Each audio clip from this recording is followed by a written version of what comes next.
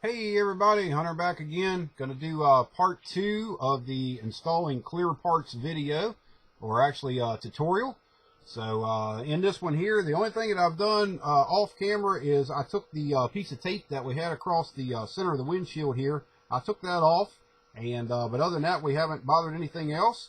And now I'm going to show you how I go about cleaning up the residue of micro crystal clear that's left on the glass and on the surrounding parts. And other than that, once you've got that cleaned up, you'll be finished. So the first thing that I use is just a regular Q-tip, and I'll wet it down a little bit and just go in and just lightly kind of work it around the sides and you know, up on any parts that, like on the windshield trim here, it got a little bit of adhesive on it. Now also be careful doing this. Don't put too much pressure on this stuff because you know, you can pop the glass back out, and you don't want to do that. So, you know, just kind of be light with this and just, you know, work the Q-tip around and keep it, you know, wetted down. And we'll clean off the center support here. And same thing with your glass. You just kind of want to go around and just, you know, lightly scrub this and get all of the excess off that you can. And that's a good thing about crystal clear, is it's water soluble, so you know, if you just lightly scrub it a little bit, it will come off and doesn't leave anything extra on the glass or anything like that. So, but just be careful when you're scrubbing on it so you don't push the glass back out.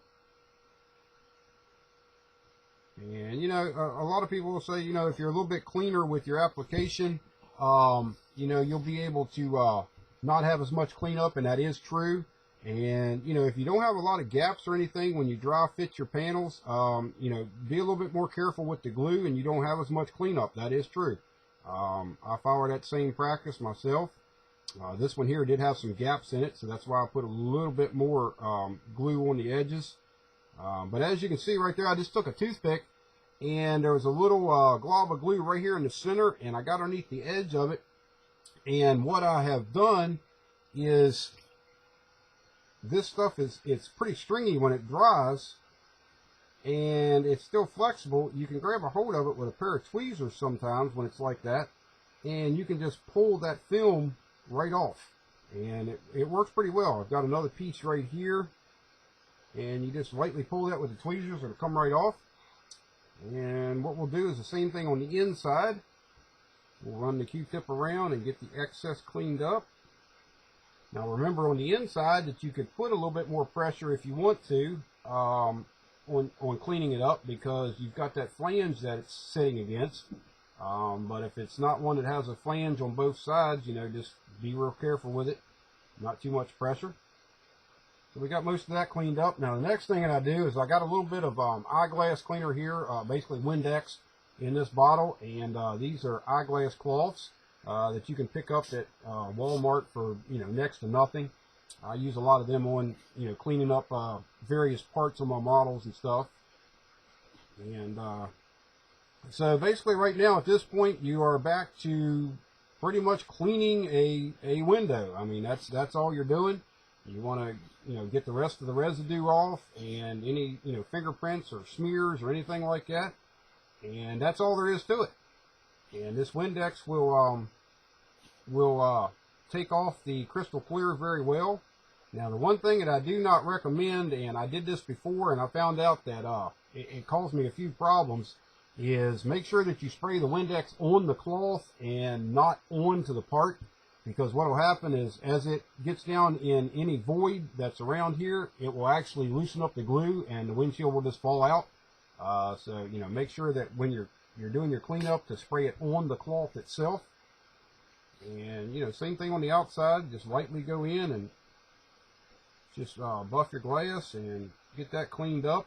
Now, another thing that you could do at this point, if you're real particular like I am with my finished models, this is just the initial cleanup stage. I will sometimes go in with a little bit of the Novus #1, and I will put a real nice coat of that down on the glass. If the glass is, you know, real transparent and there's no more flaws left in it, If I do spot some flaws in the glass, I will address those with Novus number 2 or number 3. Usually number 2 for anything that's left at that point. Or you can also do it with the Tamiya polish and adhesives, or polish and compounds. They work very well also. And but the Novus number 1, for anybody that hasn't tried it, let's see, Novus number 1, where did I put that? Oh, that's in my care kit for one of the shows. I don't have it here, but it's the blue rating on the Novus bottle. That stuff's a very good product. It keeps a lot of the static off of your plastic parts, and works real good for cleaning up the glass and to keep from getting prints back on them. So definitely check into that. But I mean, I didn't clean this thing up 100%, but just to give you an idea, this is what it looks like with the glass installed. As you can see, there's no glue squeezing out around the edges, but all the gaps are sealed up, and it's a very strong bond when you're done. Everything come out pretty good. So like I say, if you have any questions or concerns, leave me a comment on the video, and I'll get back to you on that. And like always, I thank you for watching, and we'll talk to you later. Bye-bye.